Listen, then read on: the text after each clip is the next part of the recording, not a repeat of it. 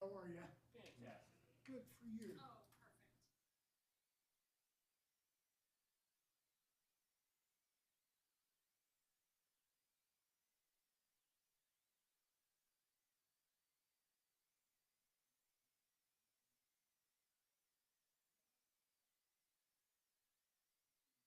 perfect. I see.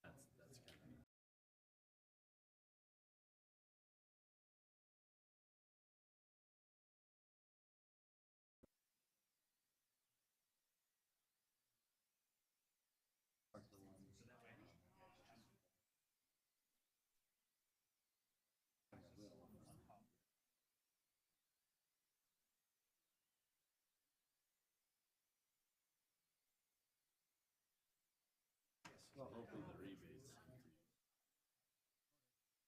See how the rebates happen.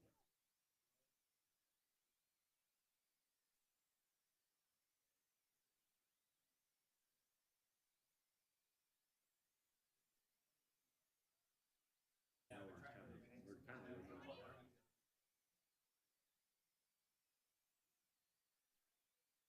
Trying to get them set.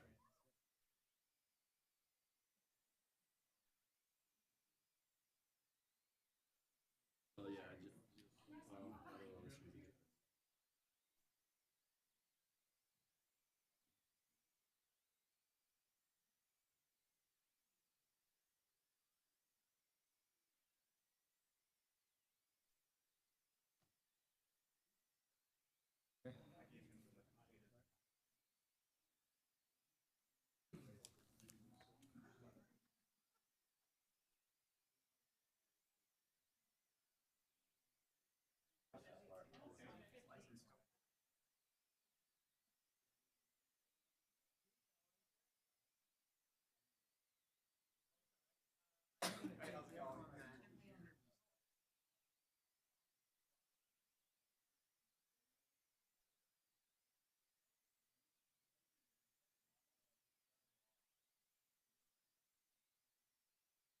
Remember, Randy.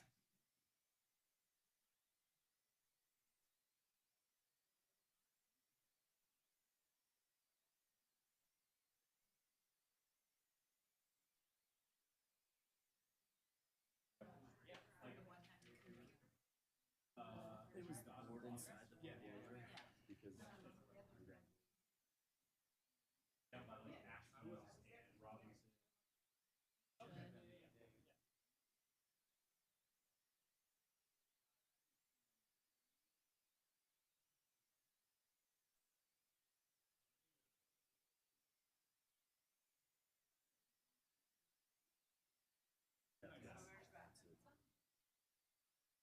Well, Tim's out in Riverdale, and I know, I want to say it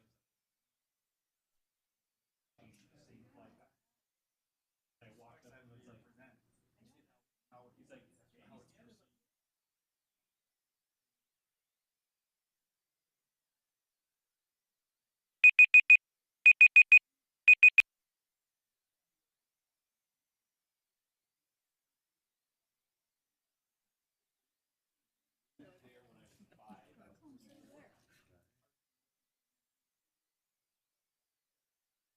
So it was a really good part.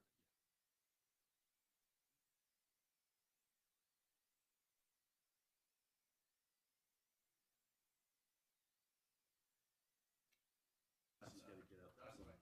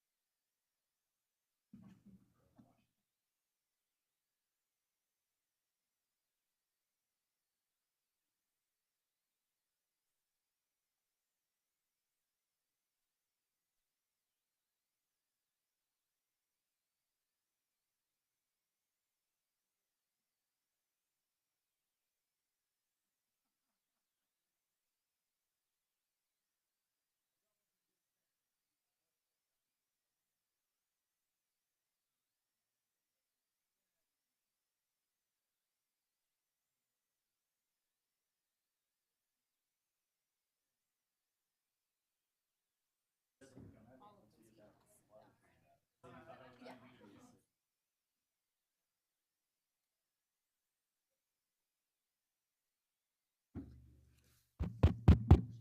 Okay.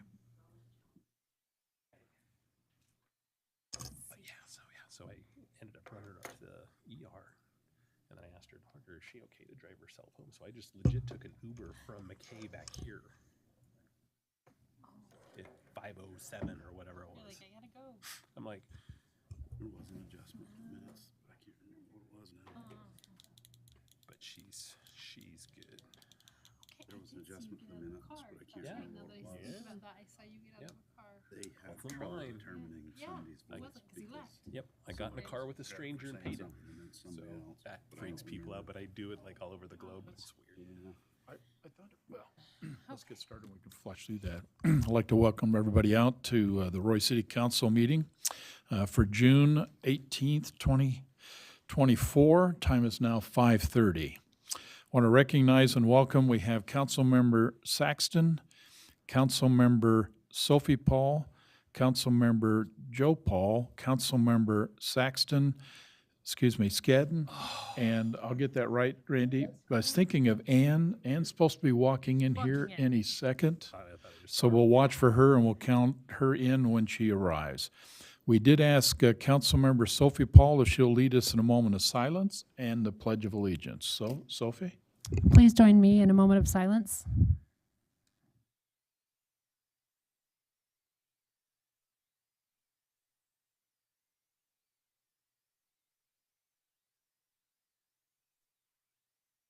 Thank you. Please join me in the Pledge of Allegiance. I pledge allegiance to the flag of the United States of America and to the republic for which it stands, one nation, under God, indivisible, with liberty and justice for all.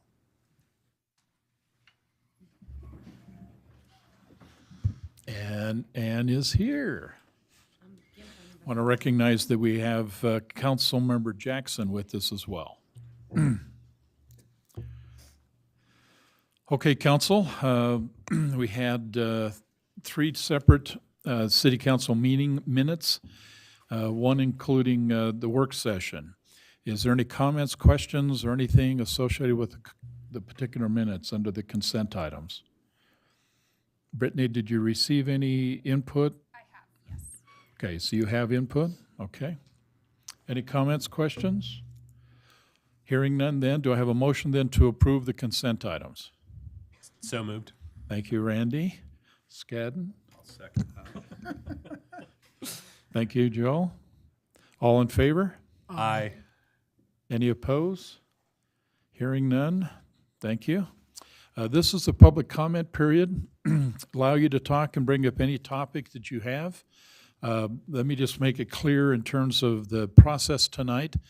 There are 4 separate public hearings. Specifically, the public hearings will be directed to the issues associated with the fiscal year 2024 budget, so there's adjustments will take place there.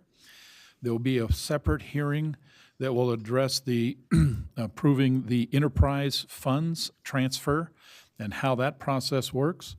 There'll be a separate public hearing that'll deal with compensation increases for specific city offices. That's a recent change in the state law.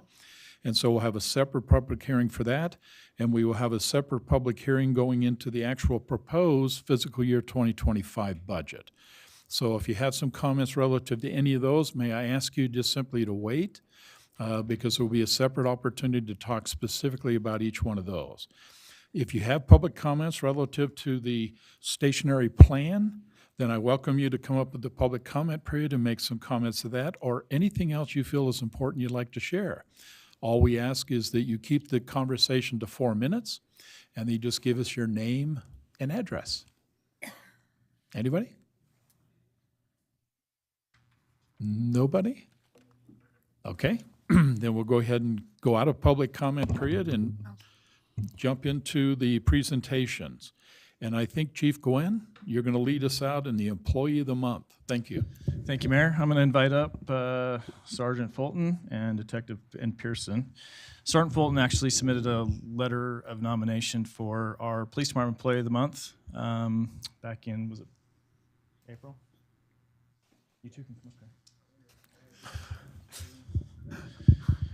For Detective Pearson's work in investigating sex abuse crimes. So one of the things that Detective Pearson is tasked with is not only working child sex abuse that's occurring here in our city, but he's also tasked with investigating cases as it relates to exploitation and those who travel to seek to harm children. And so with that, I'm going to turn the time over to Sergeant Fulton, let him kind of talk about the nomination. Hi. I'm not the best speaker, so I'm just going to read it. I hope you don't mind. That's okay. So, dear city officials, I'm writing to nominate Detective Benjamin Pearson for City Employee of the Month, a recognition he truly deserves for his exceptional work ethic and significant contributions he has made to our city and its citizens. His dedication is well known within the police department and beyond.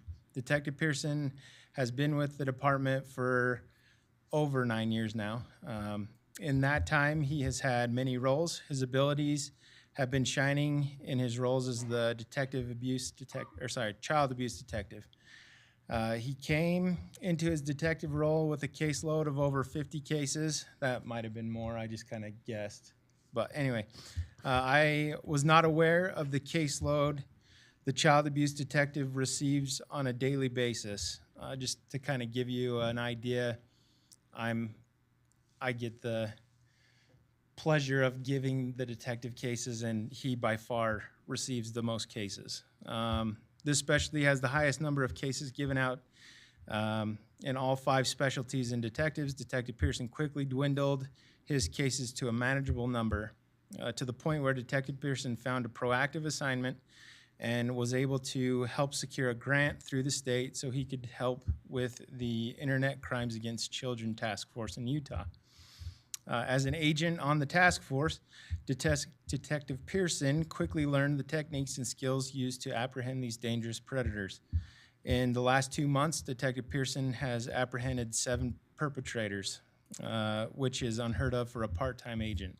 Detective Pearson never lets the added stress of being on the task force interfere with his full-time role as the child abuse investigator.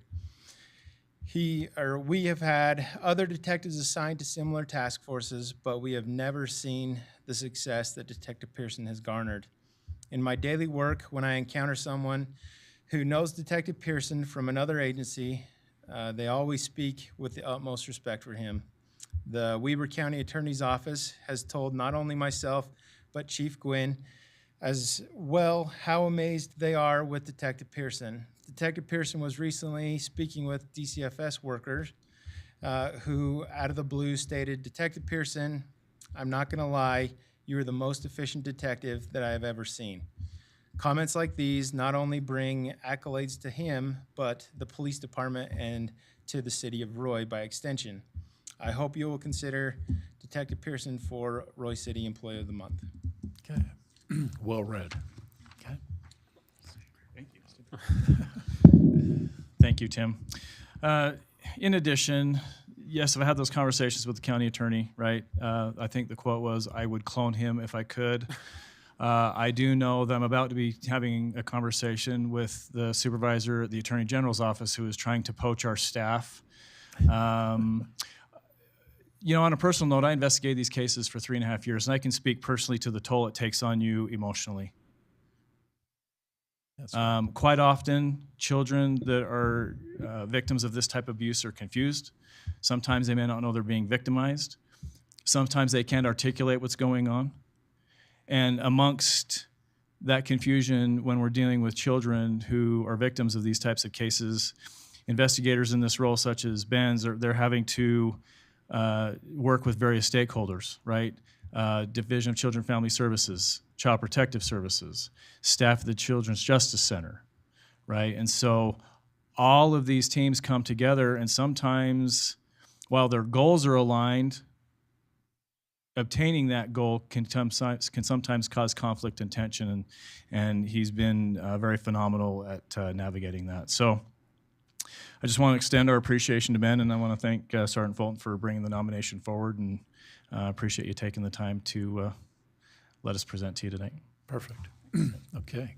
Council comments? Yeah, Ben, I think that'd be the toughest job ever, is dealing with children and child abuse. And I really appreciate the effort that you put into it. And I hope that you get breaks from that, because I can't imagine being able to do that as much as you do. And I appreciate you. Thanks. Joe? I appreciate your efforts and service. That's wonderful. Thank you for all you do. Ryan? Well, just, I know he's competitive. and I like that. So congratulations. Okay. Randy, any comments? Yeah, likewise. I mean, for what you have to do, I can only applaud you. I mean, especially as a father, it weighs very heavily on me with the types of scenarios and situations that you have to deal with. So thank you. Sophie? And well done to represent the city like that and to have other people see that. Well done. Congrats. Yeah. Well Very done. good. Yeah, very good. Well, then, council, then, great comments. Then, do we have a motion to then approve, okay, Detective Pearson as the Employee of the Month of Roy City? So moved. Randy, thank you. Do I have a second? Second. Thank you. Okay, all in favor? Aye. Any opposed? Hearing none, thank you for your service. Wonderful, wonderful. Thank you. Okay. Now we have some action items, specifically a public hearing to consider approving adjustments to the fiscal year 2024. Amber, you're going to lead us in a lot of conversations tonight, so please go ahead. Then after she's done, I'll ask for a motion then to go into a public hearing. Amber? Okay, so as this budget year is almost finished, we have a few final adjustments proposed to amend the fiscal year 2024 current budget. You received a full listing of all the changes proposed in your packets. The overall effect on the budget will be an increase in revenues and expenditures in the general fund of $1,289,668, with $103,000 coming from fund balance. The capital projects fund will increase revenues $600,000, expenses $50,000, and the remainder reserved for next year's capital purchases. The water and sewer utility fund will increase revenues $4.4 million related to the ARPA funding. The solid waste utility fund will increase revenues and expenses by $100,000, and the Class C road fund will increase revenues and expenses by $56,000. We recommend you receive public input on these changes and consider approval of Resolution 24-7. Do you have any questions on any of those? Any questions for Amber before we ask for going to public hearing? Okay, okay, I'm sure there may be questions after, Amber, thank you. Okay, then, council, do I have a motion then to go into a public hearing? So moved. Thank you, Joe. Do I have a second? I'll second. Thank you, Randy. All in favor? Aye. Aye. Any opposed? Hearing none, we are now in a public hearing. If you'd like to share your thoughts, please step up to the mic and give us your name and address.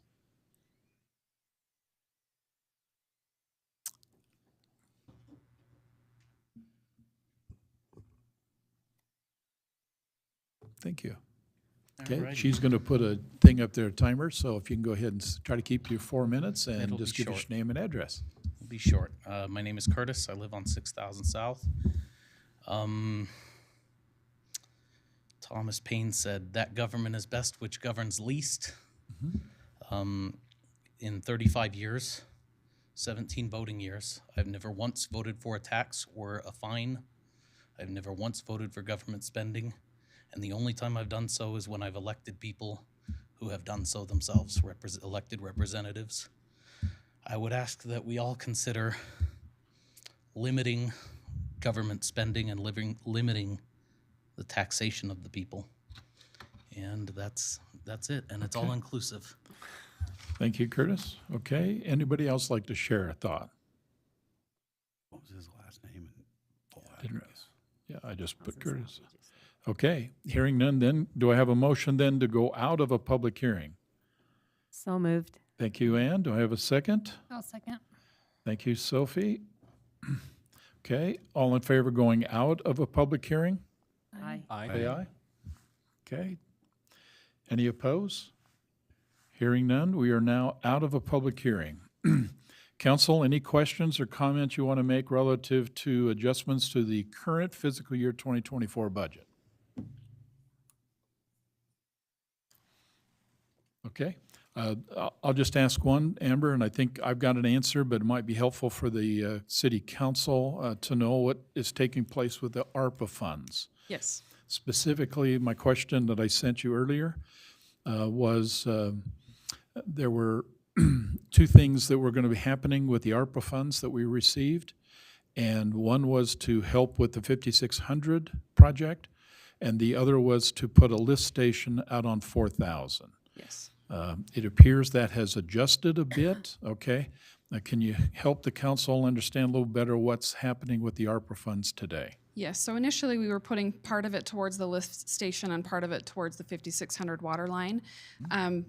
We have to submit reports with the feds that say what projects we have, and each project has to have a separate project expenditures report. So just to make it easier to submit, we just put everything under one project, so that way when we submit the report, we only have to do it for one project. It's the same amount either way. We're just putting all the ARPA funds to one project instead of splitting them between the two. Okay, so in essence, council, all the ARPA funds now are going to be directed over to the 5600 project, and the city will assume responsibility to fund the lift station on 4000. Yes. Okay, and that allows just one report, one federal report on what's happening on 56, and we don't have to write two. Okay with that? Okay, thank you, Amber. Okay, with that, any other comments or questions before I go for a motion then to approve? Okay. Do I then have a motion to approve Resolution 24-7 amending Royce City fiscal year 2024 budget? So moved. Thank you, Randy. Do I have a second? I'll second it. Thank you, Ann. This is a roll call vote. Brittany? Councilmember Saxton. Aye. Councilmember Sophie Paul. Aye. Councilmember Jackson. Aye. Councilmember Scadden. Aye. Councilmember Joe Paul. Aye. Okay, thank you, council. Resolution 24-7 amending the Royce City 2024 budget is approved. Okay, we have another action item. The next one is approving a consideration in enterprise fund transfers. Amber, you're going to lead us in this conversation. Yep, so the purpose of this public hearing is to present you with an accounting of how money in the enterprise funds is used to cover administrative overhead costs for the operations of the enterprise funds and receive public input on those proposed transfers. So Royce City's General Fund, Information Technology Fund, and Risk Management Fund provides administrative, clerical, maintenance, and other support to the city's enterprise utility funds. These personnel include the city manager, city recorder, city attorney, legal and risk management staff, public works director and staff, management services director, and accounting, payroll, HR, utility billing staff, IT professionals, and equipment operators. These positions are split between the general fund and the utility enterprise funds. The money transferred between the utility enterprise funds are proportional to the amount of time these positions spend working on the utility enterprise funds. Royce City does not transfer any money for costs not associated with the operations of the enterprise funds. So the amount of the proposed transfers for the fiscal year 2025 budget are $1,273,267 from the Water and Sewer Utility Fund to cover administrative support from the General Fund, IT Fund, and Risk Management Fund. $185,127 from the Stormwater Utility Fund to cover administrative support from the General Fund. $6,572 from the Stormwater Utility Fund to cover clerical and labor support from the Water and Sewer Utility Fund. $334,625 from the Solid Waste Utility Fund to cover administrative support from the General Fund, IT Fund, and Risk Management Fund. $18,087 from the Solid Waste Utility Fund to cover clerical and labor support from the Water and Sewer Utility Fund, and $2,536 from the Solid Waste Utility Fund to cover labor provided by the Stormwater Utility Fund for the dumpster program. Or for summer cleanup. We recommend that the City Council receive public input on these enterprise fund transfers and consider approval of the proposed Resolution 24-8 to transfer money from the Water and Sewer, Stormwater, and Solid Waste Utility enterprise funds. Okay, thank you. Any questions for Amber, council, before we go into public hearing?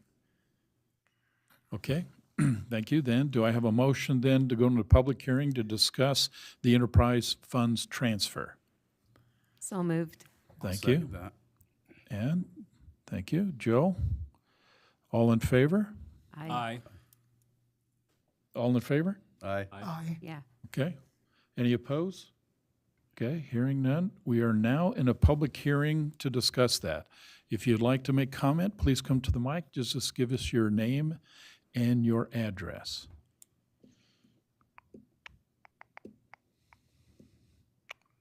Okay. Seeing none, let's go ahead and call for a motion then to go out of public hearing. So moved. Thank you, Randy. Do I have a second? Second. Thank you, Brian. Okay, all in favor, say aye. Aye. Aye.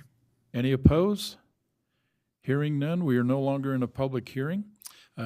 Council, any comments or concerns or questions relative to Resolution 24-8 approving enterprise fund transfers? No, just great job, Amber. You are really smart to be able to do all this stuff because it's so foreign to me, and I'm glad you know what you're doing, but you do a great job. Appreciate all your work. Yeah. Mayor, I'll make a motion to, Okay, do I have a motion then to approve Resolution 24-8? yes, And Joe, you want to make? that's what I was going to say. I So like moved. that. Thank you. Do I have a second? I'll second it. Thank you, Ann. Okay, this is a roll call vote. Brittany? Councilmember Joe Paul, Aye. Councilmember Saxton, Aye. Councilmember Jackson, Aye. Councilmember Scadden, Aye. Councilmember Sophie Paul. Aye. Okay, council, that is approved. We approve Resolution 24-8, which is identifying and approving the enterprise fund transfers. Thank you. We now have a public hearing that deals with consideration of approving the compensation increases for specific city officers. Amber, if you'd like to explain that one a little bit for us. Thank you. Yes, so this is new this year, and in the last legislative session, Senate Bill 91 was passed, requiring cities to hold a public hearing on any proposed compensation increases for elected, statutory, or executive officers. This includes the mayor, city council, city manager, department heads, city recorder, city treasurer, and justice court judge. You received Exhibit A in your packets detailing the increases proposed as part of the fiscal year 2025 budget for these positions. These increases are all consistent with all other city employees, except for the justice court judge position. That position, the pay range and the merit increase are both dictated by the administrative office of the courts, so we follow what their guidelines are on that one. We recommend that you receive public input on these compensation increases and consider approval of Ordinance 24-7. Okay, perfect. Any questions for Amber before we go into a public hearing? Council? Okay, then do I have a motion then to go into a public hearing? So moved. Okay, I heard the cough first. Thank you, Sophie. Okay, do I have a second? I'll second. Okay, thank you, Randy. I heard yours first. Okay, all in favor? Aye. Aye. Any opposed? Hearing none, we are now in a public hearing. If you'd like to mention or say something, please just give us your name and address. Okay, hearing and seeing none, we'll go ahead. Do I have a motion then to go out of public hearing? So moved. Thank you, Joe. Okay, do I have a second? I'll second. Thank you, Randy. Okay, all in favor? Aye. Any opposed? Hearing none, we are now out of public hearing. Council, any comments or questions relative to Ordinance 24-7, an ordinance for Roy City enacting compensation increases for specific city office? Yes, I have a question, Please, go ahead. maybe a couple. Is there, if we vote for it, is there any way we can be excluded or taken out of it? Yes, yeah. Yeah. So, If that's something the council would like, yeah, we could take the council out of that COLA. Yeah, so it is something I would like, but I wasn't sure we can do it. No, I think that to your point, the council then has to vote for the council. The mayor then just basically needs to make that recommendation, because I can speak for myself. But at the end of the day, you have to vote, okay, to approve. Yeah, and I would also say there, so we have a city pay scale with the city council members, that it would be all or none. So Right. when the council does that, they would want to do it as a body Yeah. and not just as an individual. And so with that, then, council, I would recommend, in light of the fact is that I recently got an increase, okay, based on an approval. And the fact is that I've said to you multiple times, sent you charts, we are somewhat restricted in terms of revenue, and I certainly don't want to add to the problem. I would recommend, in fact, to be honest with you, Chief, if it's worth anything, Chief Gwen, I ask that whatever minor portion of 3% of whatever I get be directed to your officers so they have ammo. You took a pretty good beating, okay, through this process, and it's a little compensation, but if there's a way that could be directed to help with that, so your training requirements, I think that's what I would like to do. So for me, I'd like to do that, okay? But for the council, you have to approve that. But for you as a whole, from what Matt said, you all have to give me a majority vote, okay, in order for us to allow no COLA, okay, to be given to the city council.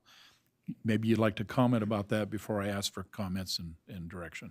I didn't get into city council to get rich, and 3%, I'm fine with giving up. I'm fine with my wife's going to hate me, but I would be fine with even giving up my salary to go back into the general fund itself. So I'm not in it for the money. Other comments? Just one. Go ahead. In lieu of it being such a tight budget, I was hoping maybe we could turn that COLA back over to the Parks and Rec and help buy equipment, help youth that don't have the means to be able to participate in those programs. What would you guys think to doing that? My recommendation, go ahead. So we're talking $1,500 tops, right? Collectively between all three of them. All four. five of us. Yeah, because it's like Yeah. 300, yeah. I mean, I didn't get in council to get rich neither, but talking with Matt throughout the years, this is my 5th year, and we've turned down a raise every year, and that's fine. But he always says also that if we maybe paid our council a little more, then we'd maybe have more people that would want to be on council, because we hear from people all the time, for what you get paid, I would never do what you do. Yeah. So that's just the comment that I have to say, because it's $1,500, but I'm sure that could help somebody somehow. Yeah. My comment is, if we're going to donate it back, and I'm okay with that, my recommendation is to put it back in the general fund and let the city manager determine where that is best suited. It's what we pay him to do. Yeah, so Matt, $1,500 gives you a hooray, yay, we're going to be able to get something, then you can have my $300. So Okay, at this moment, I've heard 3 of you basically support the idea of not taking the COLA and redirecting those funds. But So can you take just the council off and the mayor off, and then leave the city manager, the attorneys, all the rest of them on there? Is that, you can, can I or make you that can, can I or make you that? can, yeah, what I'm going to ask for is then a motion then that basically approves it with the modifications, what I just heard, which is take the mayor and take the council off of the 3%. But unless you as a council want to make any other adjustments, I will tell you before we get that vote, I did have a conversation relative to the judges' pay. If you read the questions that I sent, the question basically suggested is that the average of all, because that's what the statement says, is that it requires let me be specific in what it says. It says, as required by AOC, this position receives an annual merit increase equal to the average merit increase given to all full-time employees during the year. And as you well know, some of our employees get 3.75, and some of our employees get 2.5. And the average actually comes in closer to 3, okay, if you average those out, not 3.75. Isn't that dictated by the courts? Hence becomes the follow-up that I got. So I think it's important that you understand exactly what happens. Either Amber or Matt explain why it needs to be 3.75. So it doesn't need to be. The chart says up to 3.75 because that is the maximum it could be. Right. But we do take all city employees, we average out the actual merits that are given throughout the year, calculate that when his is due, and we give him the average, which usually ranges between 2.8 to 3.1. Somewhere in there is what the actual ends up being. But for the ease of the chart, I wasn't sure how to put that on there. So I thought the maximum it could be would be 3.75. That won't ever be that much because we do have all the rest of the city employees. Okay, so Matt, how do you want to approach this so that we know exactly how this is going to come out? Because based on what we approve, it's going to be 3.75 unless you tell us No, differently. it will be the average. It'll be the average. Are you okay with that, Matt? I'm talking about the salary. On the bottom, it says up to this amount, and then it's dictated by the AOC. So the AOC dictates that we have to give it to on average, and so that's how we will calculate it in the future. Okay. Okay. So then- this is just basically saying, like Amber said, this is up to 3.75 because we knew that he couldn't get a merit above that. The Yes. AOC also on this chart talks about the 5.34% COLA, and that has to do with the AOC as well, saying that his pay range has to be at this that brings him up to the minimum of that pay range. Okay. And so that's also the AOC telling us what we have to pay him Okay. as well. So here's what I think I heard, and confirm this before we go for a vote. It says 3.75, but it probably be averaged out to somewhere around Around 2.830, somewhere in that. Is that what I understand? Yes. Council okay with everything? Okay. Unless you want to qualify anything else on this, then council, any other questions before I go for a vote? Okay, hearing none. If you make a motion then to approve, what I would ask of you would be is to qualify that by making sure that you state that no COLA goes to the mayor and no COLA goes to the council.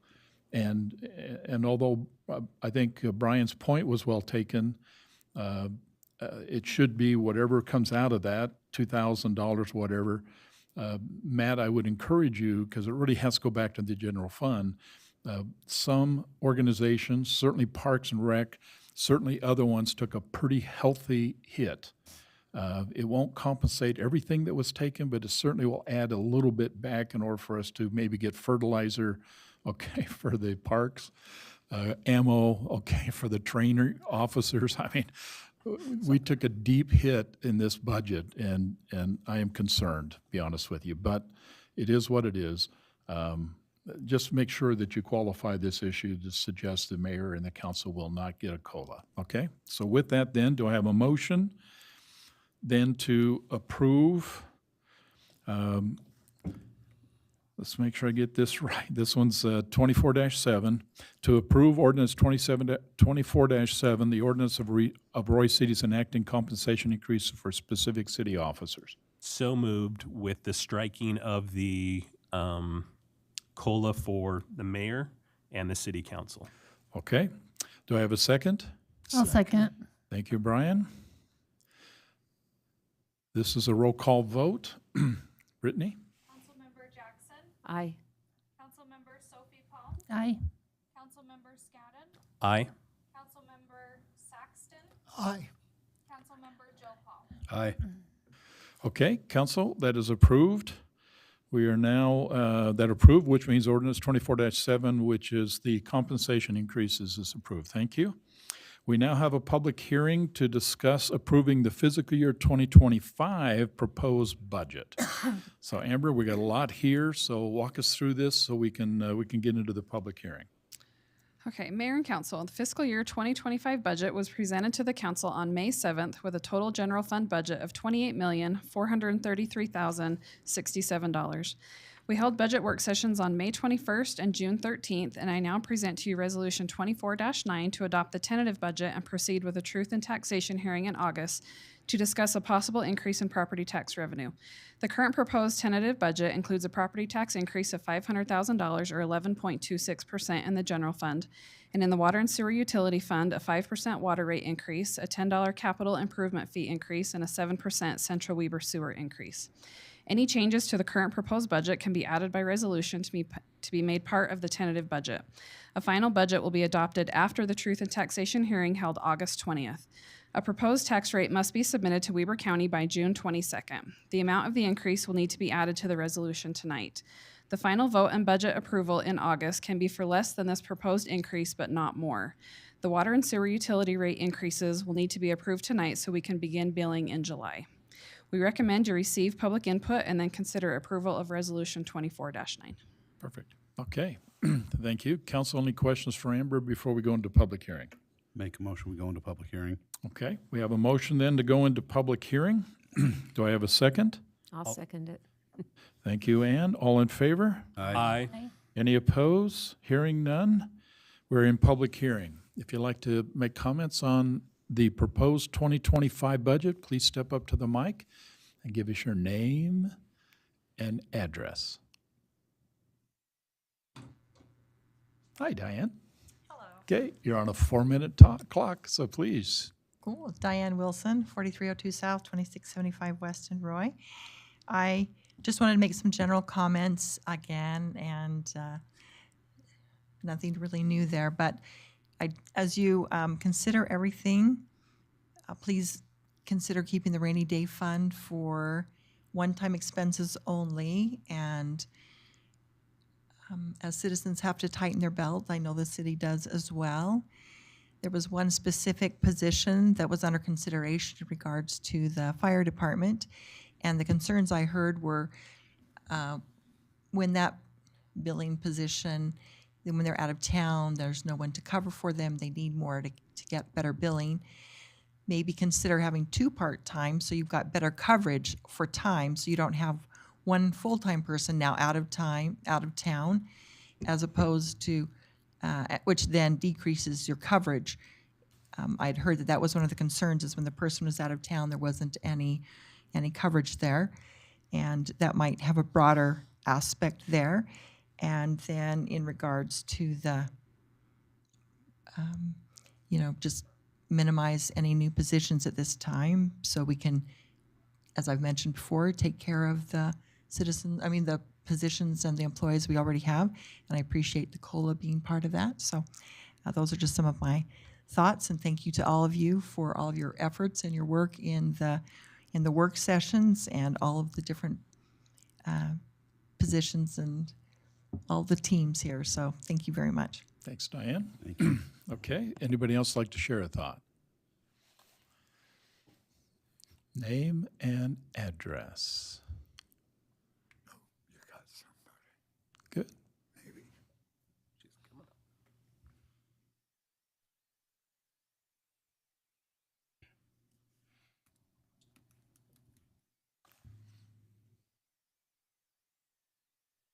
Carolyn Owens, 2135 West, 5800 South. I would appreciate it if you can look at other ways of gathering the money that you are in need of, because seniors on a fixed income struggle. And so if you can find other ways than raising our taxes, at least consider some of that. Okay, thank you, Ms. Owens. Anybody else like to share a thought? Okay, seeing none and hearing none, then do I have a motion then to go out of public hearing? So moved. Thank you, Joe. Do I have a second? Second. Thank you, Brian. All in favor, say aye. Aye. Aye. Any opposed? Hearing none, we are out of public hearing. Council, comments, questions, anything dealing with the proposed fiscal year 2025 budget?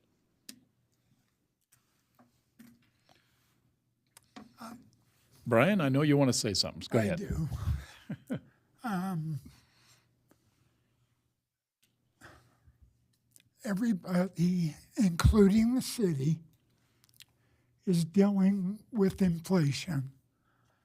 And having our sales tax revenues flat, I understand that there's going to be shortages in places. But that being said, I'm a conservative and I am cheap, and I don't mean to be. But this is just too much, too soon, at a bad time. And not only does it hurt residents, but it hurts businesses, existing businesses, and it also deters other businesses from maybe locating here. And sales tax revenue is really the grease that makes the wheels go for all of us. And so for that reason, I cannot get my mind or my wallet around this increase. And I hope the people that have prepared this budget understand that I couldn't do it without you. Truly, you guys are gifted, and I love the staff, all of the staff, and I work hard for you. But this is one thing that somebody needs to sit up here and say, it's just too much between the water rates and everything else that's going to come. And I hope we can find between now and August 20th a better way. Anyway, thanks. Okay. Thank you, Brian. Amber, just for clarification, because you made a comment at the end, there are really two facets to this decision. One is certainly a property tax increase, if it goes through, that will occur on the 20th of August. Mm-hmm. But there are two other components, that deals with, well, three actually. There's a water increase, I believe, of $14. Let me look at my notes real quick. There's a water increase of $14 per year from the Weber Basin, and you indicated that those should, if they're approved, should go into action in July. Yes. There is in the budget $120 a year increase that deals with infrastructure replacement. And I'm thinking with that same decision, you're looking to start that process, billing requirements in July. Yes. And then it's in here, there's also a $30 increase per year for those on sewer who are tied to the Weber Central Sewer District and those who are on the east side of 1900. So when you say those types of fees, and all those are fees, by approving this budget as written, with the clause there could very well be a truth in taxation, we're approving then the water and sewer requirements to start in July, but no property tax adjustments will occur if it's approved until we get through the property tax portion, which should be the truth in taxation on the 20th of August. Correct. The property tax only matters for the general fund. So all of the utility increases, like Central Weber Sewer, they start billing us in July. So we need the increase for the July billing so that we can pay that bill. There's no reason to hold off on that until August. That's not optional because that's just a pass-through, correct? The Central Weber Sewer is just a pass-through, as well as the 5% is just a pass-through for Weber Basin Water. The only one that's not a pass-through is the $10, and that's to raise the capital infrastructure. But there's no reason to hold off on that until August because it doesn't require a property tax increase or a truth in taxation hearing or nothing like that. Those are just fee increases that we could pass now. Yeah, but I think to Brian's point, his comment was centered on the fact is that with $120 a year and the $30 a year and the $14 a year, we're already adding up to now $164 a year in fees. I mean, that's the reality of this decision. And they start in July, and we haven't got to the property tax discussion or decision, which is not going to happen until August. So this approval means we approve this budget, and those fees I just mentioned are enforced. Yes, unless you specifically took them out. Unless we take them out, okay. And to Joel's point, some of those are driven because the district is driving those requirements, not Roy. Roy has something to do with the $120 a year increase on infrastructure, but the other ones are driven to us. Right. Okay. I just want to make sure that's clear, as we go through this process. I mean, I don't know that this is justification or not, but my understanding is adding $10 a month to our water fee, we're still at the lowest base rate of any city around us. Correct. There's some cities not far from us that their base rate is $35 a month, and we're looking at what? If we add 10, it's 15. Well, so with all those fees added up, it's $13.66 a month for 12 months. Plus that the you just told $10. us. Plus Well, the 10. plus that. So it'll be 20, 23. But there's only the people that are on the east side that it'll also hit. So again, That's yeah, the back sewer. to sewer. Yeah, the sewer one, which is $30 a year. A year. Okay, yeah, Which is my neighborhood. So yeah. So, And that'll go away once the lift station's correct. in Once the place. lift station's in place, yeah, that will be. and that's an important conversation, because if the lift station was put in motion this year, then We wouldn't even be having that conversation for the east side. Correct. So it's just a matter of getting that processed and getting that done so that we can basically move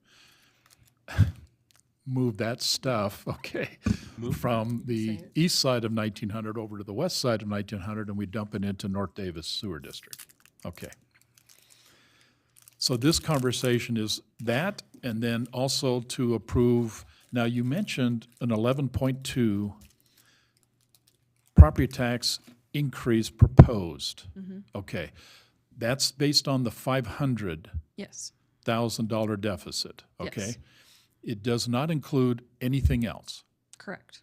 okay? Just what was proposed in the budget. What's in the budget. So the other things, council, that came up during the work sessions is not in that 11.2%. Correct. Just recognize that. And for that to continue the conversation, we're going to have to basically say, is the 11.2% ceiling the right ceiling? Because we have to give them a ceiling, or is it more? Recognizing is once you set the ceiling, you cannot go over, but you can certainly go less. That was your other comment you made. Yes. Okay.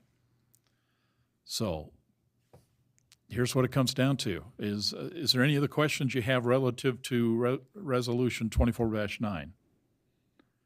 Any other comments? I've come full circle so many times, I feel like I'm on the never-ending merry-go-round. I mean, we have a great staff that has worked hard to present a budget. Tough times for all of us. I am concerned about some of the operational cuts. I've come full circle on the human capital to say, if we're struggling to take care of the ones we have now, I worry about adding any additional. Agreed. And so I would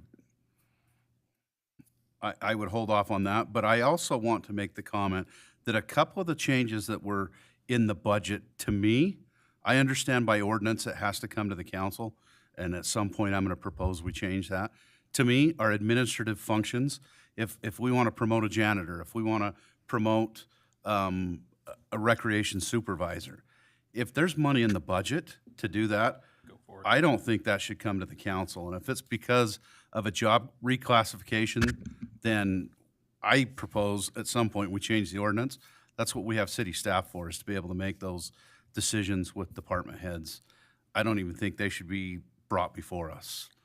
Well, that's a good point, because in those particular cases, it's not so much, the fact is that there's an element of saying I want to promote someone, is what's the impact to the budget?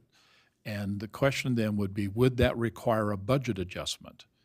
Now, obviously it might, and all budget adjustments have to come through the council.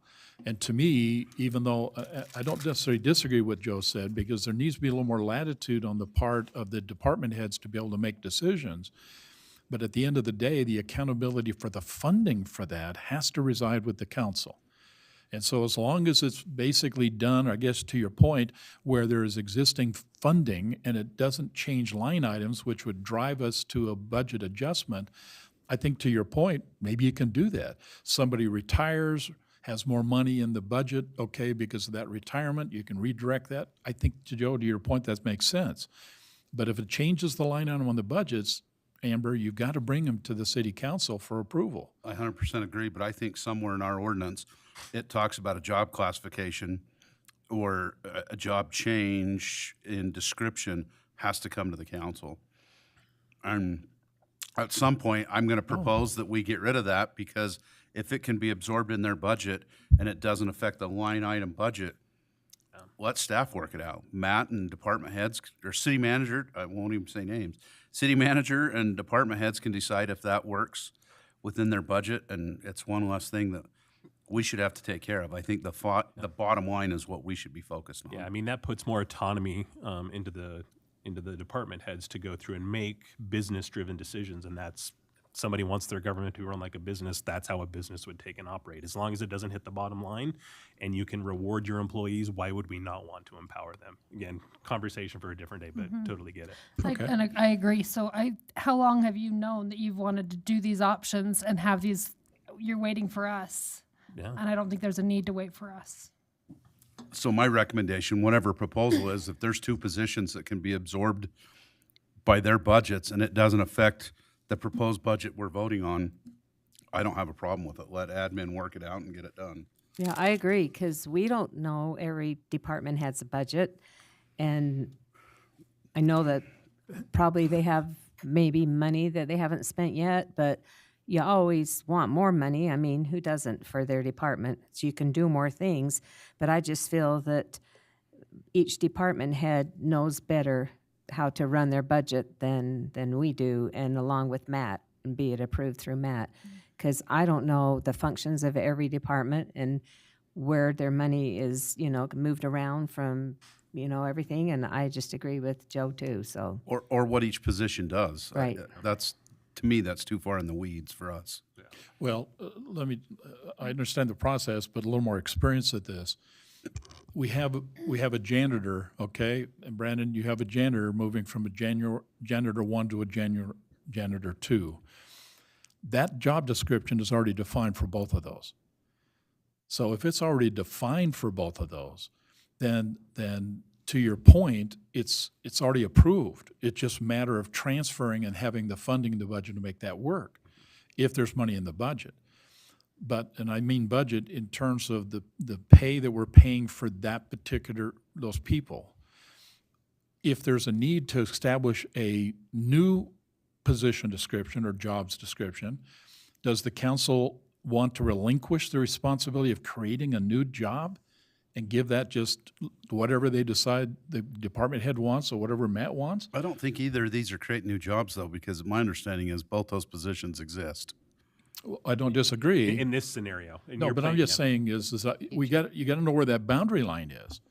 The boundary line has to be, simply says, do we just give it a free-for-all, or do we basically says, here's the boundaries, establish and approve job description, and if you need to and able to move the people within and you have within the existing budget, then all it takes is, as long as you're not moving from line item to item where it changes the budget that much, then I agree with you.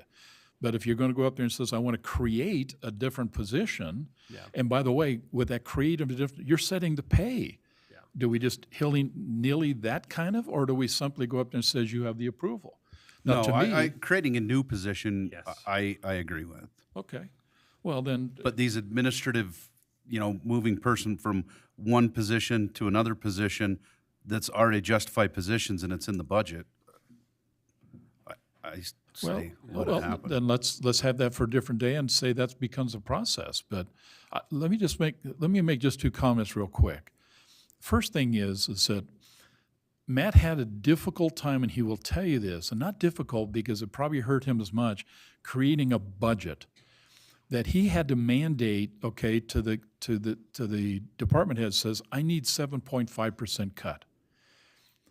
I heard the testimony from almost every one of you about the impact of that cut. And that's pretty dramatic. And I promise you, okay, I would not sit still here if you had to do that again next year. I don't know how you could. You may have the people, but you won't have the funds to pay and do what you need for them to do their job. It just won't exist. So the real issue then becomes is that this was a hard one, but I see this as almost a one and done. You took it. It was hard, difficult, but unless something happens, and I've said this before in a public meeting, I'll say it one more time, unless something dramatically happens that says we generate more sales tax in this city, we will face this exact discussion 1 year from now, because the revenue coming in the city has stabilized and it's not increasing. And yet the expenses we have to do to keep the system going is increasing. This is a tough, tough time. So I admire the comment that suggests is that let's take care of our own people, take care of the people we have. That's the right thing to do. But I personally have no commitment, okay, to people that's not been hired yet. And I think we need to focus on the people we have hired, make sure we take care of them, and then work out ways by which we can generate more revenue so that you have the money to do what you have to do. To be honest with you, Michelle, not having enough money to get the fertilizer to keep our parks green and where they need to be, I never thought I'd ever hear that in my entire life. And yet we are facing these kinds of hard situations. So I guess when it comes right down to it is that we got to make some choices. And the choices, luckily, don't have to be made tonight, but they have to be made on the 20th of August. And so we might want to look at creative ways. I think the testimony we heard over the pulpit that says try to find ways by which we can generate more revenue so we don't have to do a lot of taxing on our people. Great. Let's take out the stops. Let's look at all those options because it's painful. It's painful. And we need solutions. And maybe Brian's point he brought up the other day that simply says maybe we ought to see if we can take out of the general fund or the fund balance a little bit so we can drive this down from 11.2% into a single digit. There's some merit to that comment to try to ease this blow as best we can. So I think you have to keep those ideas and explore those ideas as we get closer to the 20th of August. But at least at this point, if you're willing to accept the budget as written, knowing there might be some adjustments we're going to make between now and the 20th of August, then in a few seconds, I think Randy has a comment, then bottom line is I'll go for a motion to approve this particular ordinance. Randy, you had a comment. Yeah, no, kind of just in the vein of what you were kind of alluding to in terms of your loyalty to the positions that haven't been created. One thing that I have really lamented on is just the cuts that we're taking specifically to police training, especially in light of recent events here in the last, let's just call it 24 hours. Making sure our officers are properly trained, I honestly would say is more critically important than potentially an additional headcount from a bailiff position perspective. Not sure what the council's appetite would be in terms of considering nixing the bailiff position and reappropriating that funding that we had for that headcount back into their training as well as their ammunition budget, because that's very, very concerning to me that we're not going to have properly, up to speed and trained police officers. I don't know, Chief Gwynn, if you have any additional comment or anything like that you'd want to share, but if it's even appropriate. Public comment has been done, but you're not public. Yeah. This is like I said, I'm totally springing this on you, so.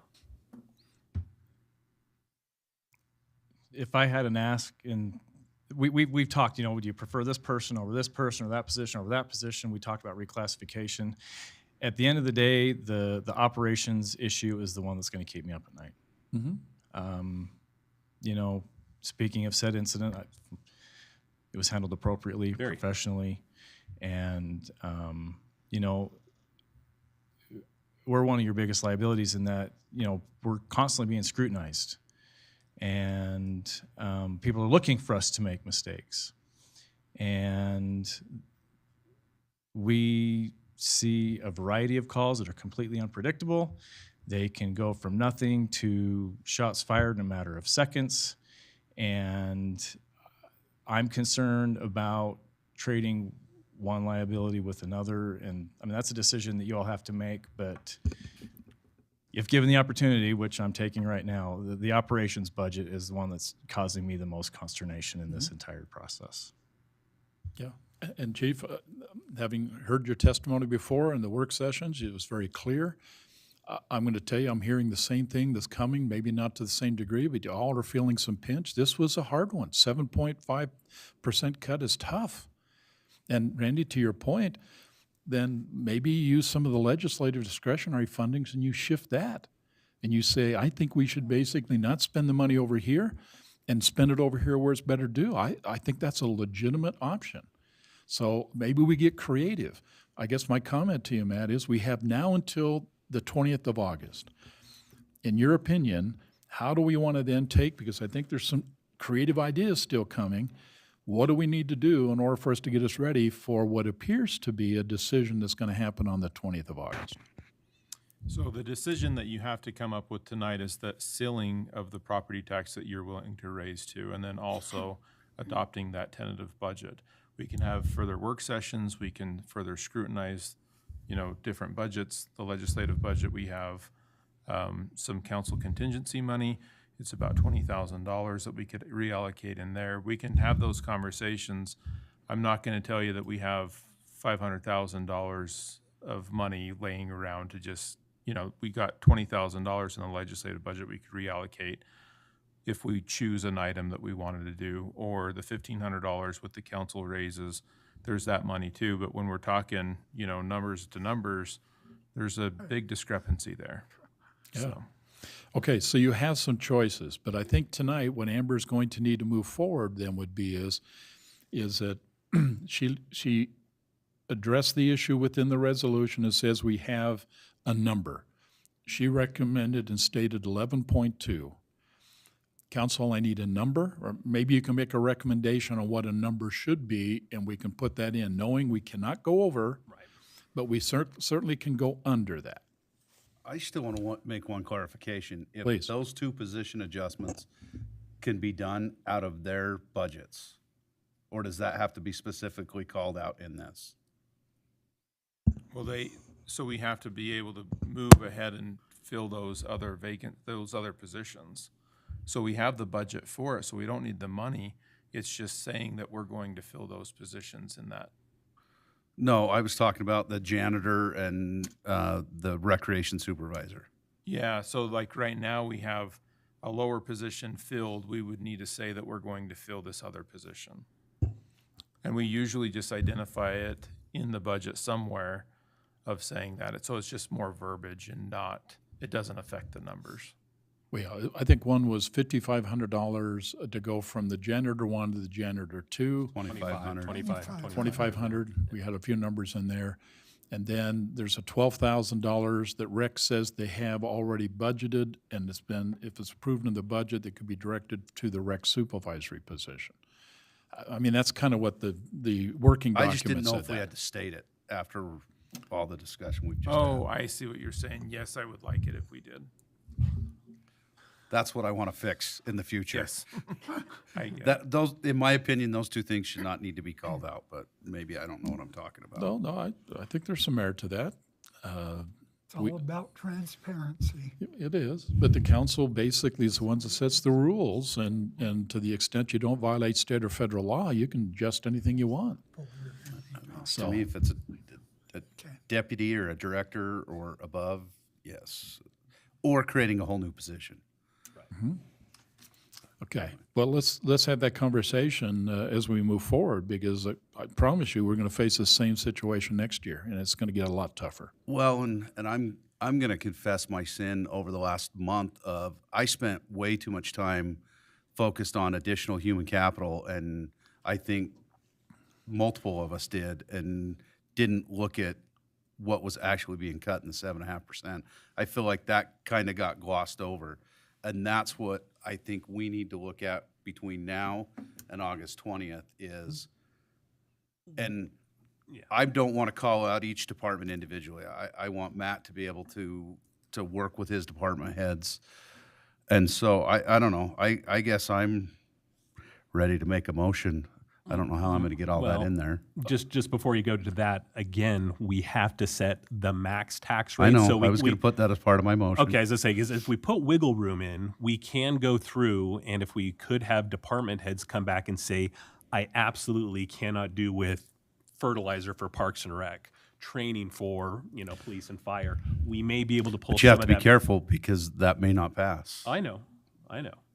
Yeah, but But yeah. Well, I mean, you're cracking open this budget so wide again, it's almost a restart. And I'm not saying there can't be good dialogue on these issues, but we hashed out 2 work sessions just to get us to where we are today. This thing is taking a whole new life to it. And so I agree a new workshop's necessary. Let's Agreed. have that. 100%. But But Matt, to the point, this thing can change in a workshop. And if the decision is to simply says, I don't want to hire a janitor or two and leave that stable, but do something else, then all I'm saying is that could change in the next workshop in preparation for the 20th of August. My recommendation would be is, unless you tell me differently and it creates more problem, we set a cap percent. And we work within that. And we approve it based on a cap percent. And that's where we start. And now we go back, because I'm hearing things here, we're going back into the 7.5, which is complex and difficult. We may consider establishing hiring more people, which. I mean, I'm not necessarily going to go into the 7.5, but if we get into it and there's mission critical stuff, Right. I want them to be able to take it out of the rainy day fund, or, if it hits the fan per se in one department, and I'm not going to single out one department, that's Matt's determination. But if something happens, I want that to be able to be addressed. Well, in the work session, you basically can. You have that flexibility. Okay. I'm not saying open this budget back up. No. But I'm saying if things happen, there are also good things that could happen. If we sell a property or something changes in our revenue stream, then I think the budget needs to be looked at monthly, quarterly, how we doing, where can we adjust? So one thing that we've talked about in the past with budgets is they're very fluid. You can open a budget we did tonight for last year. You can always do that. Right. One thing you can't do is just raise taxes when you want. So tonight is that night where you need to decide where that is. And again, But as for other differences in the budget, we can raise it once, we can look at it once a month and make adjustments. I wouldn't recommend doing that. No. But No. you can always do budget adjustments because the budget is a fluid, That's very fluid document. Brian, you had a comment. Well, I mean, if we've spent a lot of rainy day money on other things that might be considered less important, and I'm just trying to figure out a way to still lower the percentage of tax increase. I'm not saying we can eliminate it, but there's got to be a way that we can lower it some, just to help some of these people that are on single incomes and widows in the ward and what have you, so that they can afford to stay and live in Roy. That's all I'm after. When we're going through the budget process, I've been doing this for a while. This was by far my most difficult budget. And I've said that before, and I'll probably reflect back and say, yes, it did suck. But going through this process, that's where that 7.5% did come from, is because when we as staff was looking at what is important for these employees, what's important for the city, looking at our turnover ratio and thought, you know what, if we don't do a COLA, we have a high turnover ratio as it is. People are going to leave like crazy because they already are. But that's where we came up with the 7.5% decrease, is knowing that it was going to be difficult. Like that's where we were at, is up here at the 24%, and got that down, and the department heads worked together to do that. And so when we're talking about decreasing even more, it goes that much more into fund balance, it goes that much more against the city, and the starting point was actually much worse than it is today. Correct. Okay. Well, let me see. Is there any more comments?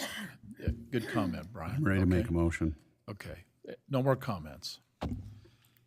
Okay, we want to make sure, then I assume Joe's ready to make a motion, make sure that we include what we want. I have not heard a number.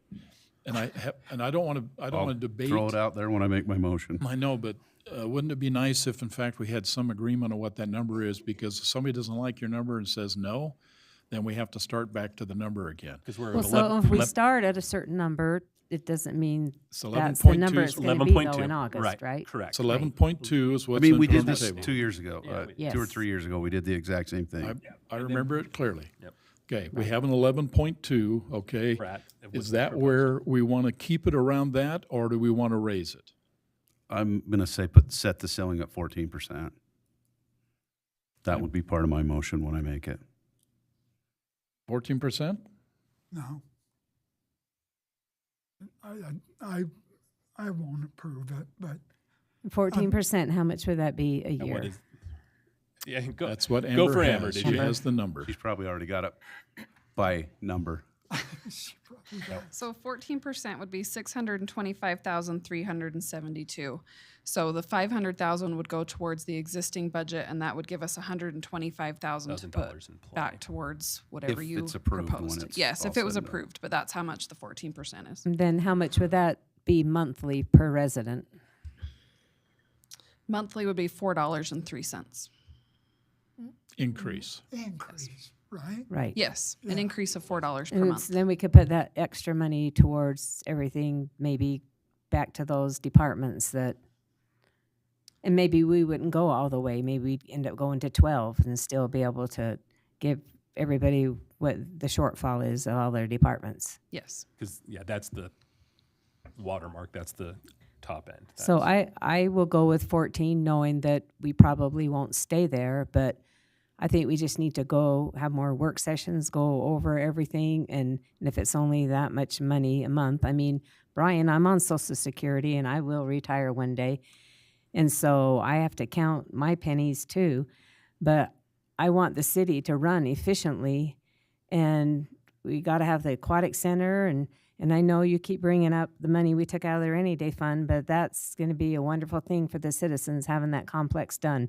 And we did it, and there's nothing we can do about it, and it's going to be it's going to bring hopefully some more revenue into our city, but we got to keep the aquatic center running. We got to keep our parks going and our police and our fire, and I just can't see any way around it just staying at 11%. That's just my opinion. Okay. Well, that $120,000 excess that you just is basically the additional personnel that basically we talked about through the work session. And I would say no additional personnel. And I would agree with that. In my motion, I will talk about these two adjustments. And I see, because I think Chief Gwynn would probably rather have money towards his ammunition and training than a bailiff. But I don't know, that's just what I'm thinking. Okay. And so I just feel then we wouldn't have to buy a lot of equipment, and it would just be a better fit for our city at this time. We can't add human capital at this point. If Right. can't We just need to of take what we care have. of the COLA and the merit raises and take care of our employees that we have now. So But we can do that without the tax increase. I don't see how we can, but we'll talk about it. Not tonight, but we'll talk about it and try to work out the best that we can. Okay. Any other comments before I ask for a motion?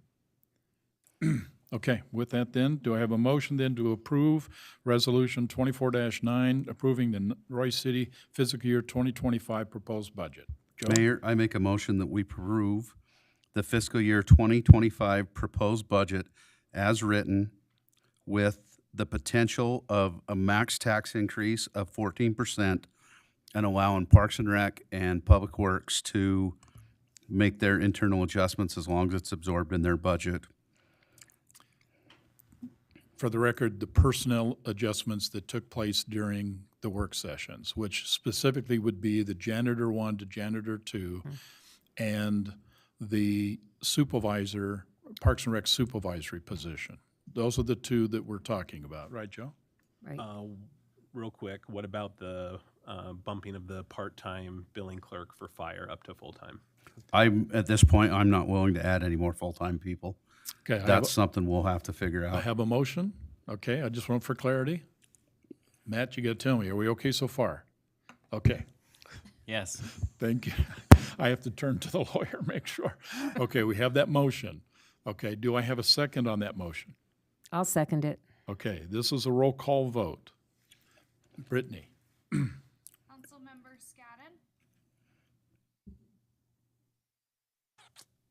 Nay. Okay, no? Okay, Councilmember Sophie Paul, Aye. Councilmember Saxton, Nay. Councilmember Joe Paul, Aye. Councilmember Jackson. Aye. okay.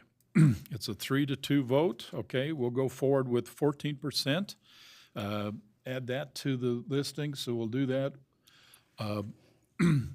What I heard, Michelle, would be is move forward with the Parks and Recreation supervisory position, okay, at 12,000.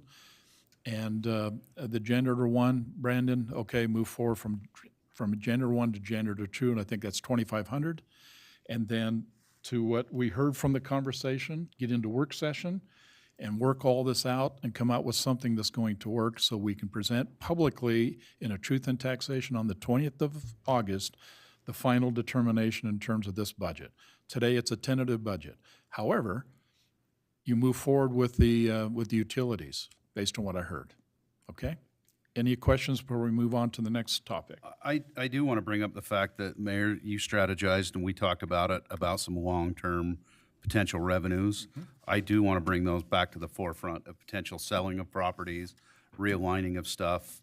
I would like to try to get some information firm on that before the 20th of August, so that can all be laid out on the table before we make our final vote. We agree. Because Yeah. there may be some adjustments that can be made if we can find some more money. Yeah, I think that's a great idea. And let's not lose sight of Matt's point. He says we can make some internal adjustments along the way on the budget as we need to. And if you say, I want to take a little bit of legislative funds and direct those somewhere else, you certainly have the authority to do that. But the important thing we got to make sure we come out of that meeting on the 20th is if you're going to go and approve a property tax increase, we set that ceiling. That way, Amber can move forward on the next day and get that into the county or wherever it has to go in order for us to be official. So we'll have a lot more input. Thank you for the input. Obviously, we've made some progress with this. It's hard. And thanks for everybody. These never come easy, but they have to come. And we have to work through these. So let's go ahead and move forward with that. Okay, we got a consideration of ordinance 24-8. Brody, I believe you're talking to us about stationary plan. Thank you. I feel lucky not to be talking numbers, so that's good. Thank you. The station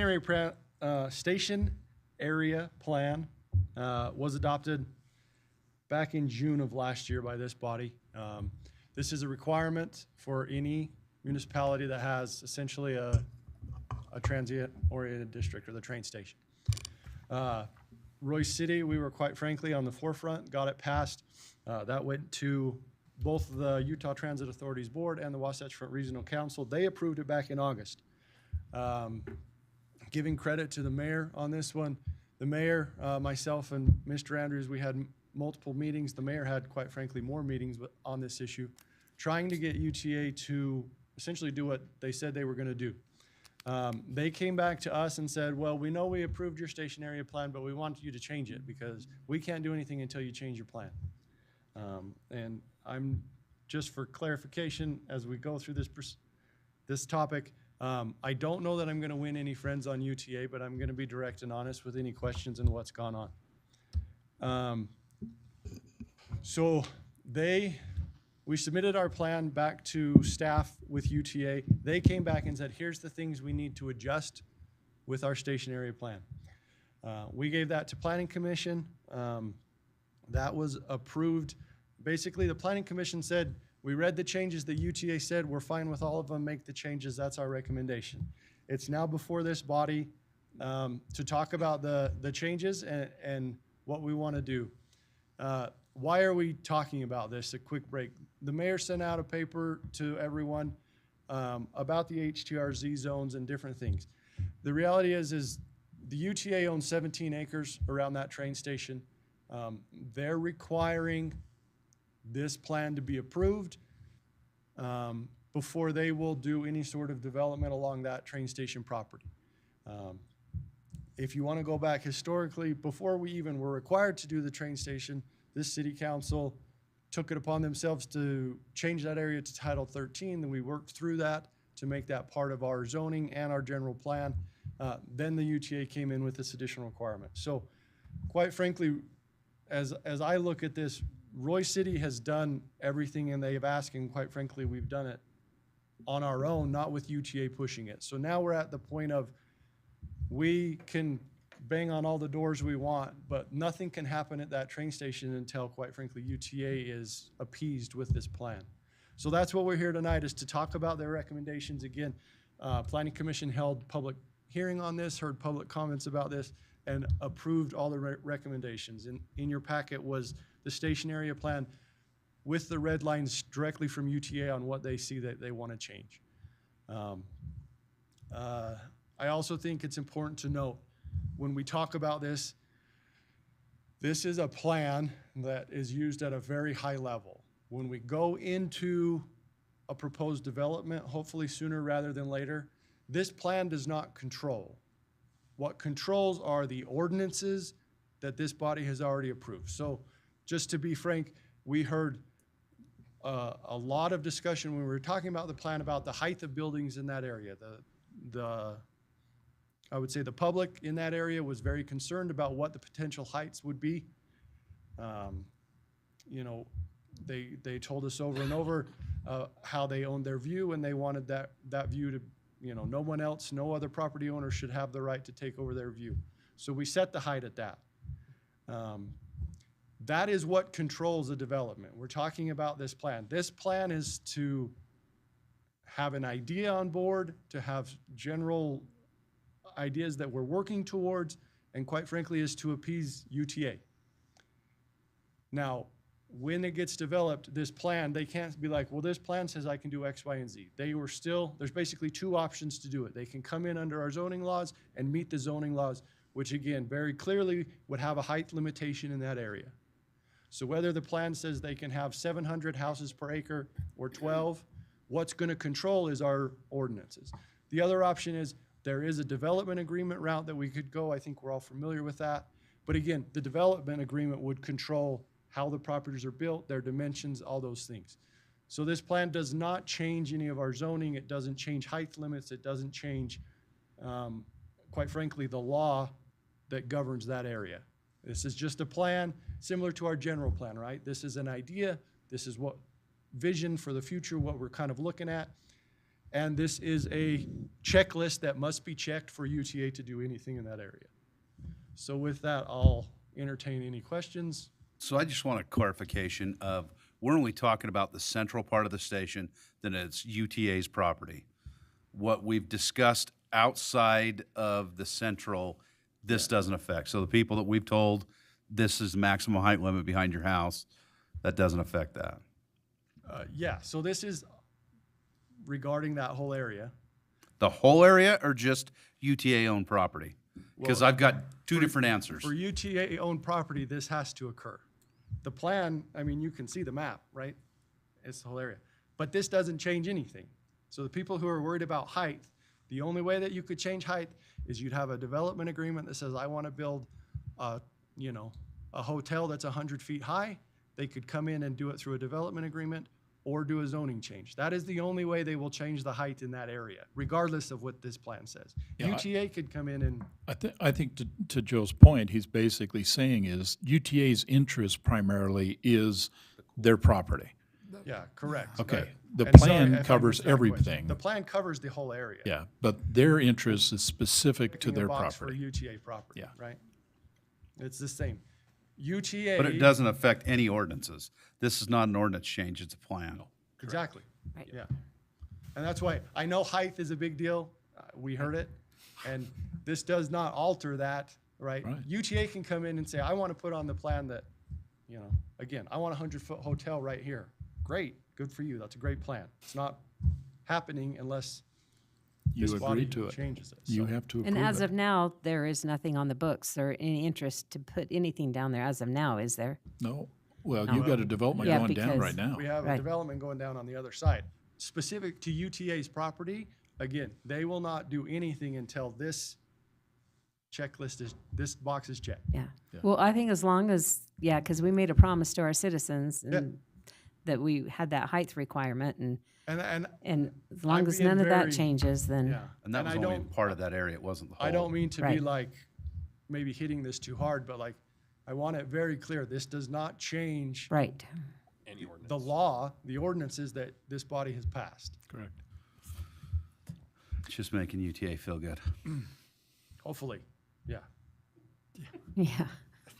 Council, any comments, questions for No. Brody on this? What are you thinking? I think we need to pass it. So, see what happens. Well, I certainly in the sheet I gave you, and I sent a copy to you, there were some things in here that are really easy. I mean, it kind of makes sense. The tough ones, I think, in terms of what they're asking, might very well be on page 5. There was some specific things on page 5, maybe a little bit in page 7. Everything else is pretty well just trying to clean up. But I think to Brody's point, if you're okay with what he's saying, we can make some modifications, maybe clean up a thing a little bit to kind of make it much more presentable.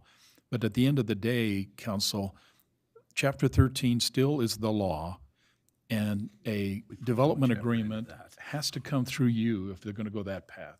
And honestly, that's what they're proposing. If there's any development after the TOD is approved down there, they will come to Roy City under a development agreement, which means you have to basically approve that. And if I might jump in, I think this is a good point to talk about that. We talk about a development agreement. By the new state code that was passed last year, a development agreement has to be approved in the same manner as a zoning change. So a development agreement starts in Planning Commission with public hearings, that goes through that process, and then it comes to this body for a decision. So it's not like Matt and I signed development agreements. It's still a legislative function. So again, we're not altering the law. Comments, thoughts on this, Council? I just want to make sure you feel comfortable before we go with the motion to entertain any adjustments to the existing SAP.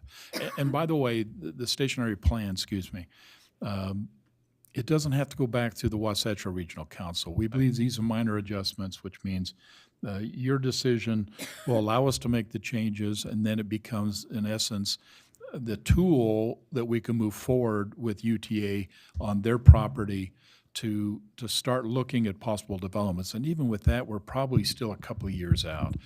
But to Joe's point, one of the pieces of properties that we talked about that's down there that Roy City owns, and we talked about during the work session, is in this stationary plan. Correct. And to do what we may want to do with that property really would hinge, if we can, to kind of get this thing moving so that we can actually look at that as an entire development area and allow then some development to take place. And to me, and I can't speak for UTA, but I think they have to retain 2 acres, so they need to basically look at 5.2 acres, I think is what their proposal is. More than likely, they would sell that to a developer. If they sell it and Roy City has 1.6 acres right in the middle of that, then Roy City would have the option to sell that property as part of this overall agreement. And that where we can generate the capital. I'd like to start get that looking done sooner than later and get this development going. Yeah. And Maybe we can get out of this forsaken budget problems. well, like I say, we got some more coming, obviously, but yeah. So with that, we would have to get, and this is the process, we have to get the trustees, the UTA trustees, to approve a stationary, it's called a transit-oriented development in Roy. And once that's approved by them, then it puts everything in motion to start looking at this. And this is, Mayor brought up a good point. This would be considered technically an amendment to our station area plan. It would not require to go through Wasatch Front Regional Council. We have been told that with these changes, UTA essentially there should be no other issues that would prohibit the trustees from making a decision on Roy. Unless the wind changes directions. Yeah. Yeah. Okay. Comments? Okay. With that then, council, everything said, do I have a motion then to approve ordinance 24-8, consideration amendments to the 2023 stationary plan? So moved. Thank you, Randy. Do I have a second? I'll second it. Thank you. And this is a roll call vote. Brittany? Councilmember Joe Paul, Aye. Councilmember Scadden, Aye. Councilmember Jackson, Aye. Councilmember Sophie Paul, Aye. Councilmember Saxton. Aye. Okay, thank you, council. Brody, thank you. Okay. That is approved. Now we just have to work out the conversation in terms of what those wording amendments will be, but I think we can work through that. That's great. City manager report. Matt? Yes, just a couple of things for you, Mayor and City Council. First off, you all know that we did a lease agreement with Verizon down at the Aquatic Center for a cell phone tower. They're going to be starting next week. There was a pre-con today. They are only planning on doing it when the Aquatic Center is not operational, so that means in the morning time. Is that like after Labor Day? When it's not so they're only operation? going to be working in the parking lot while they're, because they don't open until 12. So they're going to work in the mornings and then Sundays. They're hopefully going to be out of there by 11 o'clock. But that means they're going to get there That'll around allow 7 a.m. people to get in. Okay, So that's what my 6. concern was. is- Also, I did mention this last city council meeting, but there is a senior picnic this Friday at 11:30. It starts at 11:30 at Emma Russell Park. So please come if you're able to. And then also our next city council meeting is scheduled for July 2nd. We don't have, at this time, it's still 2 weeks prior. We don't have anything scheduled for that meeting, but being a holiday week, if nothing comes up, we may be canceling that meeting as well. Is there any problems with us considering canceling the 2nd of July? I'm going to be out of town, so if I had to do, I'd be remote. Yeah, the anyway. remote anyway? Yeah. I'm in town, but I'm not partial either way. Okay, Okay. You okay, Sophie, Brian? Okay, if there's nothing needed, I say we move forward with canceling the 2nd of July. Okay. Sounds like we're probably gonna have another work session, so. Yeah, we'll try to squeeze that in there, obviously sometime if we can in July, but definitely in August, okay? And we need to gather some data to your point. Okay, anything else? That's it. Council, anything? I've got a couple of things. Anything you have?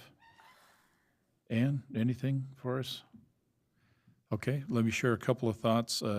The Whirs over the Wasatch, that's the end of the month, 29th and 30th of June.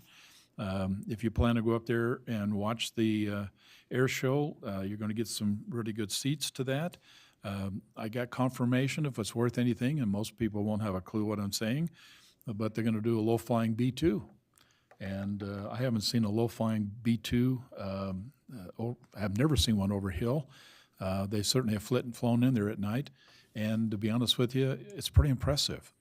So on Saturday, that will be something to see. What time will that be? Do you know? They start I think the flyer said around 10 is when they start the air show, and then it'll just work into the schedule. I haven't seen the detailed schedule yet, but Saturday will be really fun. It'll probably be hot, and more importantly, there'll probably be about 300,000 or 400,000 people there. So just plan accordingly. Miss Roy pageant is the 20th of July. So if you can be part of that, that might be something you have an interest in being part of. It'll be at Roy High School like it has in the past. Other than that, I have nothing else. Council, anything else before I ask for a motion to adjourn? Okay, hearing nothing. Joe? Make a motion, we adjourn. I'll Okay, I have a second it. motion to adjourn. Do I have a second? I'll second it. Ann, thank you. All in favor? Aye. Aye. Don't go too far, Okay. we have another meeting. Yeah, don't go too far. Okay, any opposed? Hearing none, we are adjourned. Please take about 5 minutes, 10 minutes, and let's reconvene. We got an RDA board meeting right after this one. Thank you. So Bob, I was at the lagoon last night. It's freezing. And I was at the dock.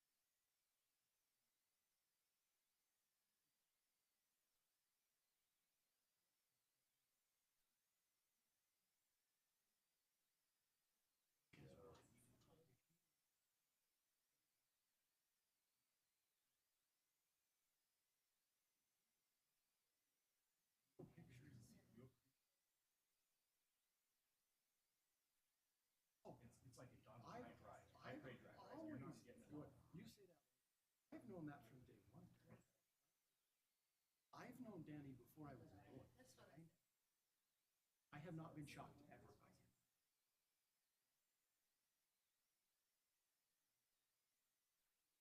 Oh, yeah, I know him. But I think you should do what I told you to do.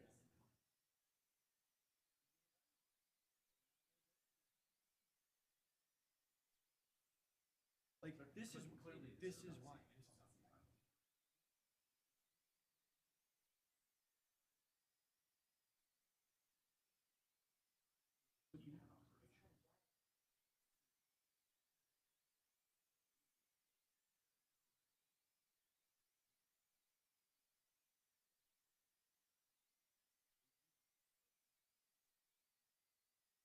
Talked it through.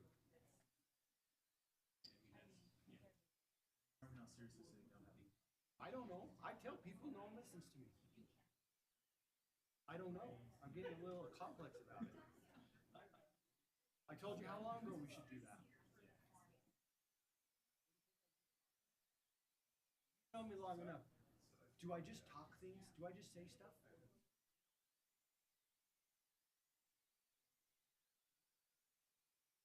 No. When I talk, I mean something. When I say I'm not worried about that legally, it means I've talked with him, we've talked it, we've researched it. It would be ugly, it might make the newspaper, but we're not. If I wanted to be.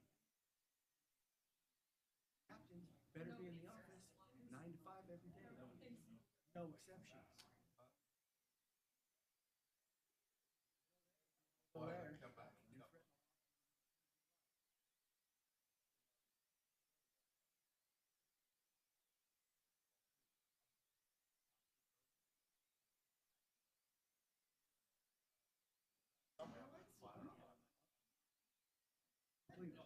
And look, everyone knows he's not my favorite. Danny has a very positive set of skills. I'm not saying that, right? There are things he's very good at. Terrible at the rest of it. That's the problem.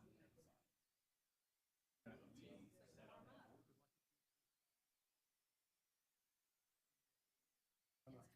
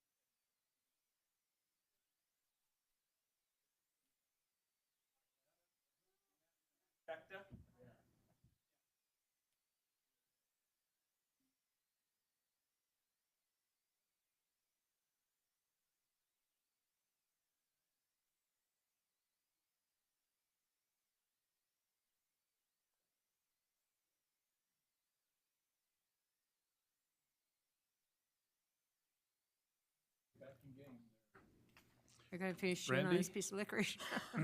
Let's go ahead and we'll get started. Brian, are you cold? It's cold in here. I mean, I was so glad I had a, went outside, and I'm glad I it's- have a sweater on. 'Cause Had to talk to a couple of people in the parking lot. was it warmer outside? No, Because it's chilly. it's not warmer outside. Brittany, you ready? I am. Perfect. Okay, let's go ahead and we'll get restarted. One piece of licorice. I'd like to welcome everybody out to the Roy City RDA Board Meeting for June 18th, 2024. Time is now 7:12. I want to recognize that we have Board Member Saxton, Board Member Scadden, Board Member Joe Paul, Board Member Sophie Paul, and Board Member Jackson with us tonight. Board members, you'll notice it's not on the original, but I'd like to basically just have an opportunity to offer public comment on a public meeting. So I'm going to open up for public comment. She's like, no comment. Okay. Having seen and heard none, we'll go ahead and close public comment, and we'll go into consent items. There are 2 RDA meeting minutes in the consent items. Council, any comments or questions relative to those meeting minutes?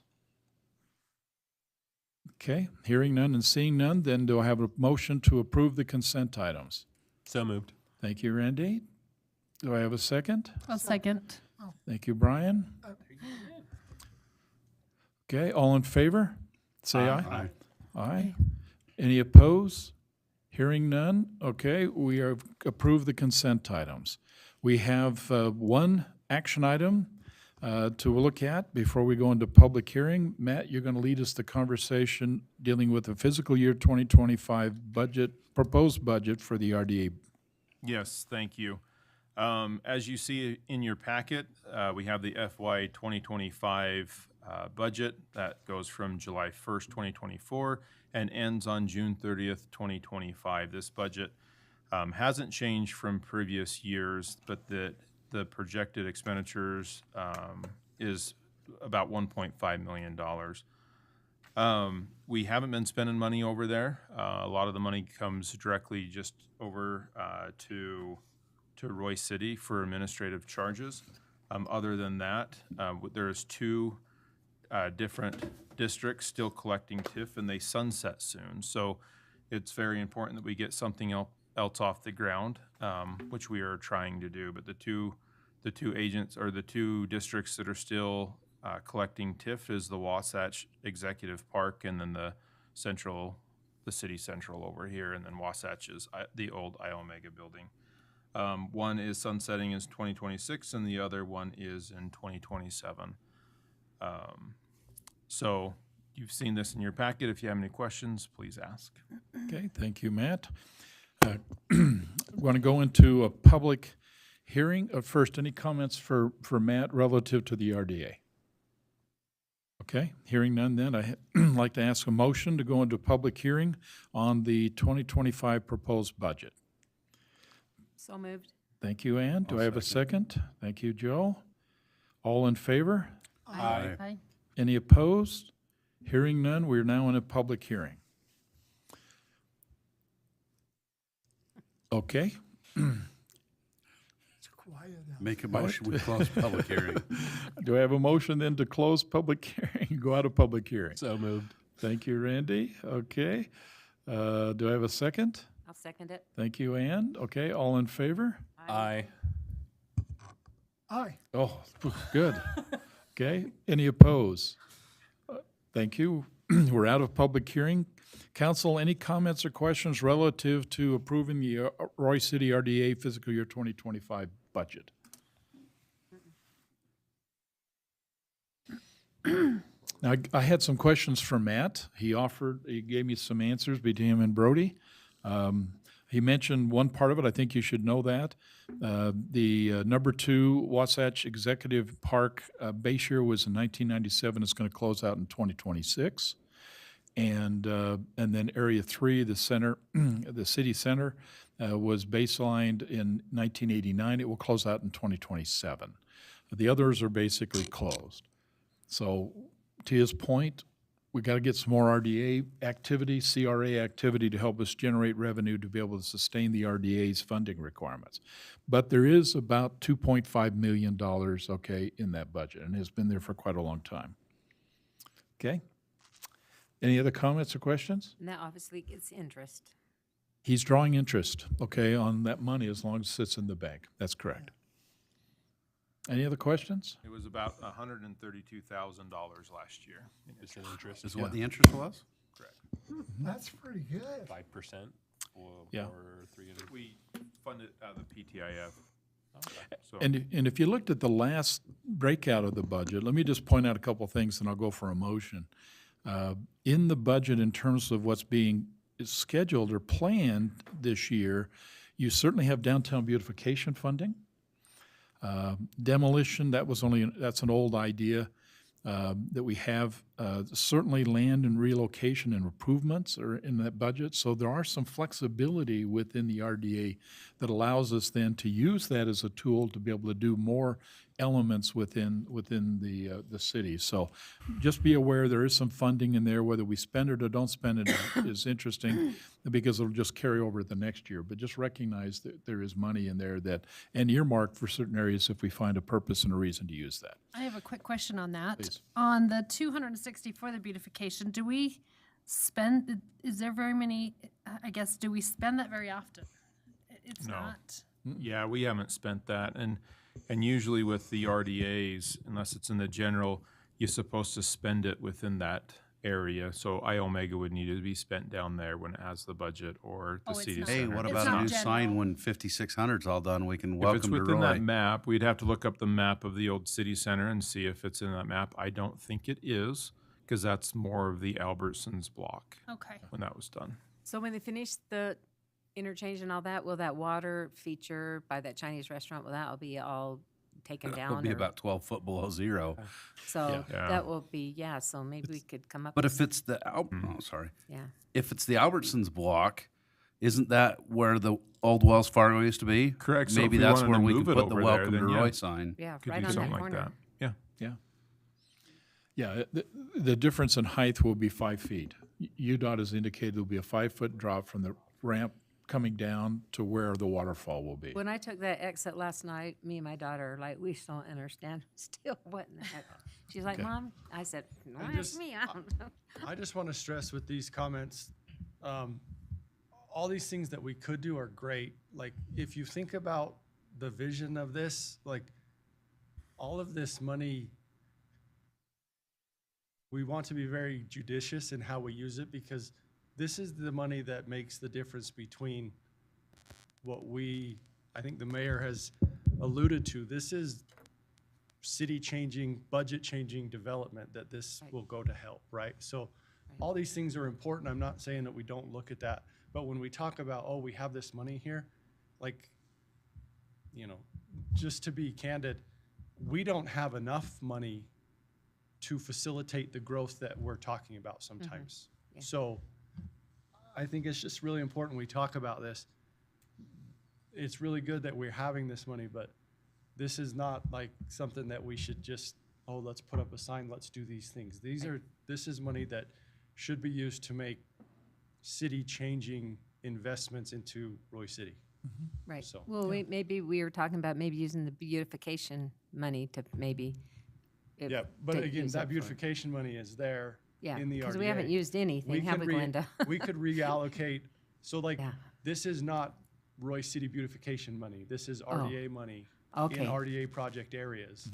And, right, we have some money budgeted for demolition or budget, but Yeah. really, if it came down to it, if there was a very specific project that came in, we could reallocate all 2.5 million to facilitate, again, city-changing development. Right, So it's important to just be very judicious when we talk about these things. right.